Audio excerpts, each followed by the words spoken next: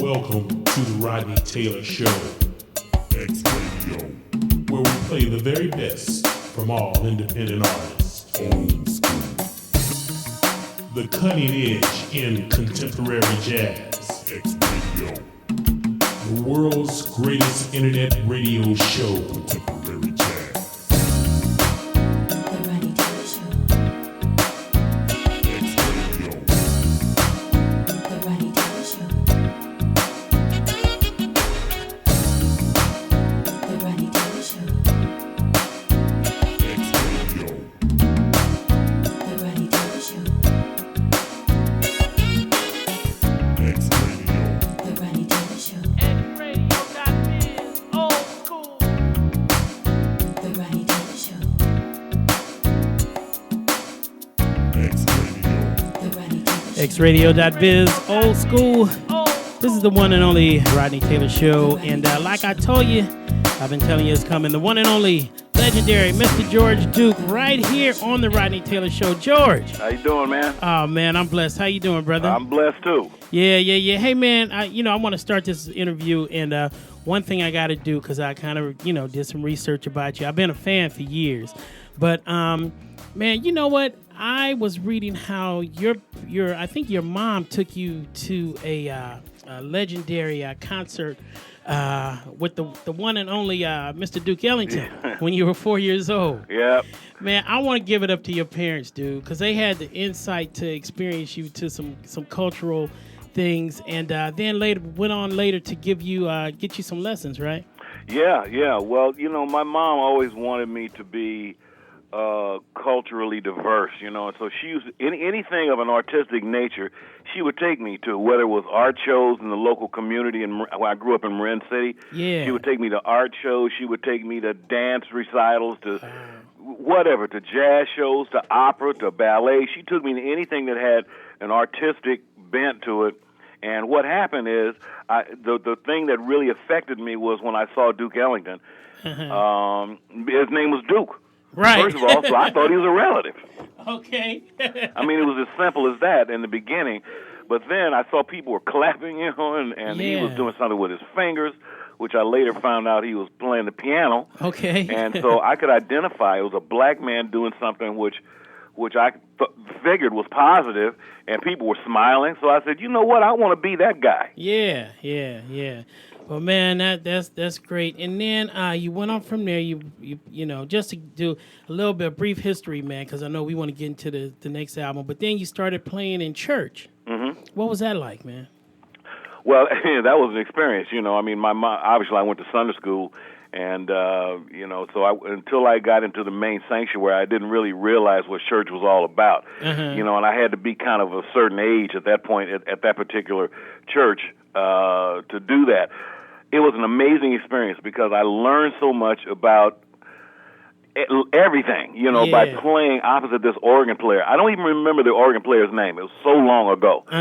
But I've listened to the way he played, the way he accompanied the preacher, the way he accented certain things that the preacher would say, the way that he really orchestrated the service. And so that had an effect on me. And that's how I learned how to play funky. Yeah. I learned how to play. That came directly from that experience playing in the church. No, I hear you because I played in the church for years too, man, from about 16 years. And, man, I know it's some funk happening up in the black church. Oh, ain't no doubt about it. Some of the best music being made right now is being made in the church. Yeah. Man, that's awesome, dude. Let me just read this, man, because there may be some people, and there are even some artists on here that you've worked with that I didn't know about. And just give me a quick minute. This is like probably just some of the people that you've worked with. Al Jarreau, Sonny Rollins, Dexter Gordon, John Lupante, my favorite saxophonist of all time, Julian Cannonball Adderley. Man, I got to stop. How was that, man?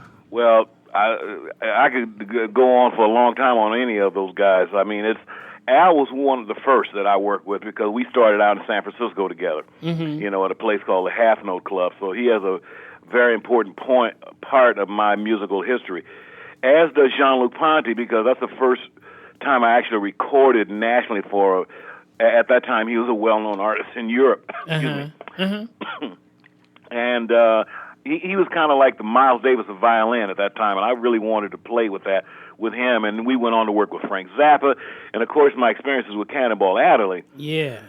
I mean, Cannonball became like my father. I mean, I considered him not only my musical father, but he became like a surrogate dad to me. Wow. You know, because I was in my early 20s when I was with him, and he really kind of showed me the ropes and opened up my mind to the world of music. You know, not just one thing. Because I was kind of like a straight-laced jazz player at that time. And he said, man, you ought to check this out or check that out. Frank Zappa was the same way. He said, you need to check this out, check that out, and don't be so narrow about your views musically. Yeah, man, I know. And Cannonball was an actual school teacher, too, wasn't he? Yeah, he taught school. Sure he did. Yeah, well, he was a walking history book. Yeah. Period. Gosh, man, don't trip on me, dude, but I'm almost getting goosebumps because Cannonball's like, to me, man, as a sax player, he is just like the man. Yeah, you know what? I'm going to tell you, man, Cannon probably, as much as I loved him, was probably the hardest player that I ever accompanied because, he would, and I actually prided myself on saying, hey, I accompany pretty well. But when I started working with Cannon, I started doubting myself. I actually went to him one day and said, Cannon, man, they said, I'm not sure exactly how to accompany you. And he told me, he says, just open your ears. And I said, well, sometimes I'll play a chord and you be in another key. Right.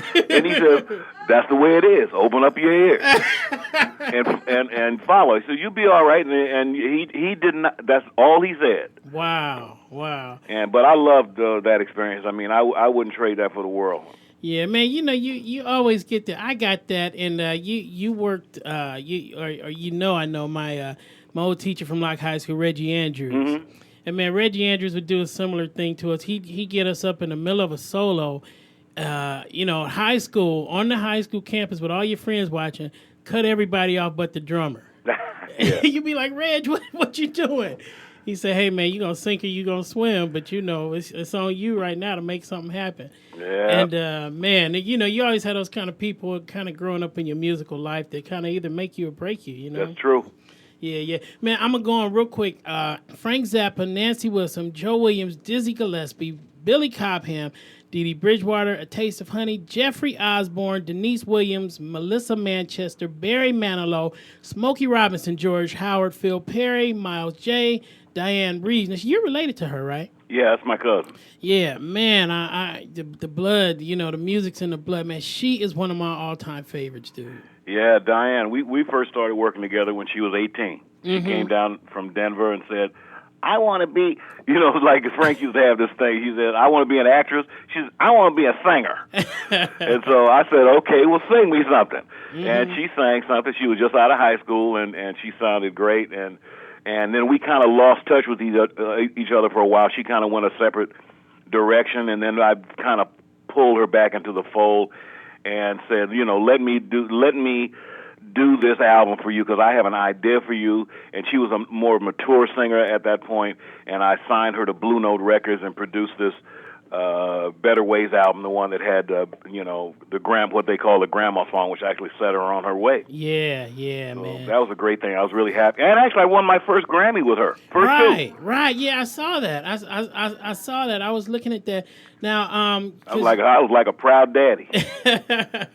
Yeah, man, she's great, man, and it's just a lot of what happens musically is a marriage between artist and producer, man. And you guys, to me, you're a match made in heaven, man.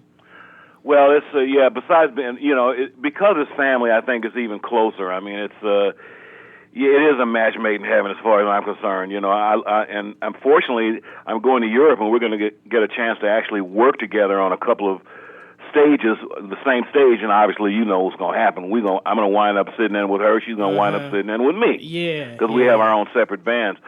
But I love the work I've done with Diane over the years, and actually all the singers. I'm kind of particular to female singers. I can't tell you what. Well, I like females. Yeah. Maybe that's what it is. But I like the female voice, and it's easy for me to orchestrate that. Yeah. And trying to find the right song and match it up with the singer. Yeah. Okay, moving on. The Pointer Sisters, 101 North, Take 6, Shantae Moore, Everett Hart, Rachelle Farrell.